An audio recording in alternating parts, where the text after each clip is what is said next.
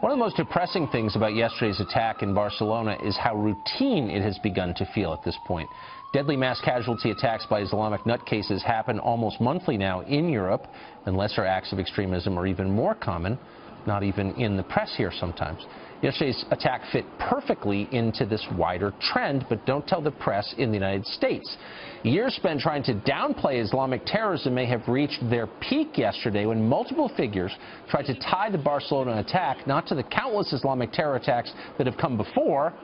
That would seem an obvious part of the chain, but instead somehow to the attack in Charlottesville.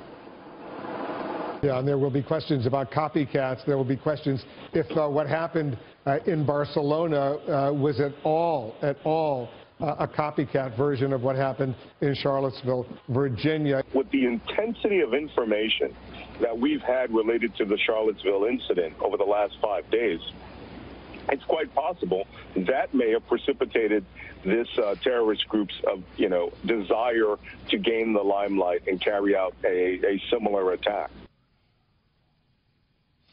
Needless to say, this is news stretched to the point of propaganda. The public isn't learning anything. It's fact-free, except maybe that they shouldn't trust the media.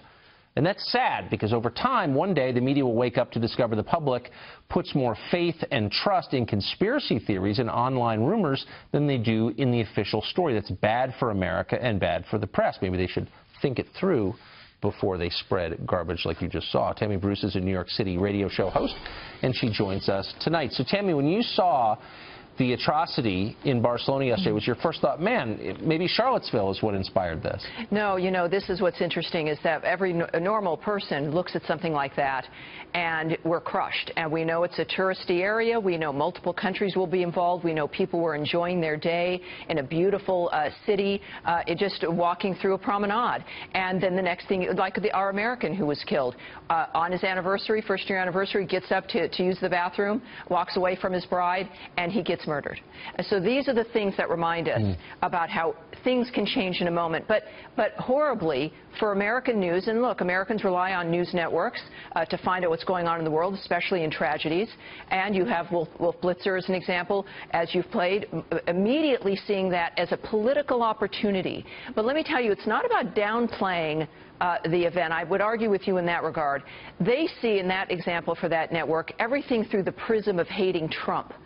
And so they saw Charlottesville as well. Well, we've attached him to that now. That's his fault. We've achieved that. So if we say that that's a copycat in Barcelona, Barcelona is Trump's fault as well. So that, I think, is more of what we're watching, is this inability to see anything outside of the prism of hating Donald Trump. And when you've got viewers who are relying on the facts of the matter on the ground, my goodness, they can't even get straight news anymore from individuals who are pathologically fixated at this stage. Well, exactly, and that's, I mean, look, this is an opinion show, so you watch this show and you know you're getting opinion. Right. But if you're watching a news show or reading the front page of a daily newspaper, there's an expectation you're going to find out what actually happened. Right. And the description is not going to be colored by the opinions, political opinions of the person who wrote it.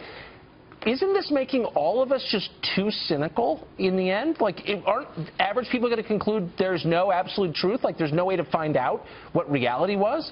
Well, I think that we refuse to allow that kind of cynicism on, let's say, a CNN's part. We see what they're doing. It's obvious. But what Americans are doing instead is they are cutting the cord, aren't they, right? The cable companies have realized that people are turning somewhere else. Now, this is a problem, though, for our democracy, because media and news and even opinion is meant to be an estate here. It's meant to really, yes, contradict power, to really be serious, though, about contradicting power, asking the hard questions. And when you've moved from not caring what the answers are, but making things up in order to achieve your political role, you've abandoned your job. So that harms all of us. It certainly harms the viewers over at CNN. And that has got to be our commitment with either opinion, certainly, and absolutely with news. Nicely put, as always. Tammy Bruce, thanks a lot. Thanks, Tucker.